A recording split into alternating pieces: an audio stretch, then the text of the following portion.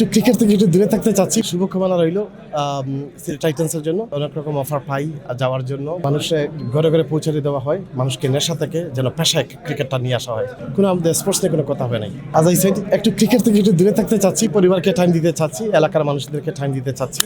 এই কাজগুলো নিয়ে এখন আছি। কিন্তু আপনাকে নিয়ে তো অনেক প্রত্যাশা যে আপনি পরবর্তীতে বিপিএল এ সিলেট টাইটান্সকে আরো দূরে নিয়ে যাবেন। তো আসলে এই সমর্থকদের প্রত্যাশা কিভাবে আপাতত আজকের তারিখ পর্যন্ত আমি এইরকম চিন্তা করতেছিলাম।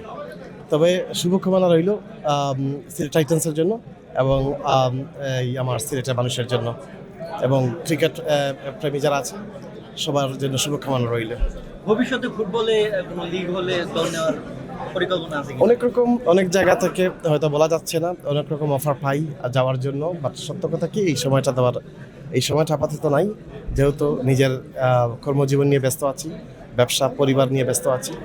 সো এই সবারই তো আজকের অনুষ্ঠানটাতে এসেছে। আজকের অনুষ্ঠানটা একটু ব্যতিক্রম, যেহেতু এটা আমাদের স্বাধীনতার ঘোষক শহীদ রাষ্ট্রপতি জিয়াউর রহমানের সন্তান আরাফাত রহমান কুকু, যার অবদানটা হচ্ছে এই ক্রিকেট অঙ্গনকে বর্তমানে মানুষের ঘরে ঘরে পৌঁছানোর পিছনে যার সবচেয়ে বড় অবদান, তিনি আমাদের মধ্যে নেই।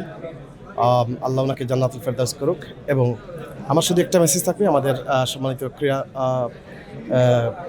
ক্রীড়া মন্ত্রণালয়ের মধ্যে কাছে, যে এই ক্রিকেটটাকে যেন মানুষের ঘরে ঘরে পৌঁছে দেওয়া হয়, মানুষকে নেশা থেকে যেন পেশায় ক্রিকেটটা নিয়ে আসা হয়।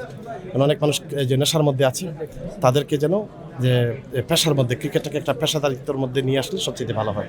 আপনাকে দেখলাম একই টেবিলে তামিম ইকবাল বসে আছে, আপনার টেবিলে আমিনুল হক, তাদের সাথে আসলে কোনো কথা হয়েছে কিনা?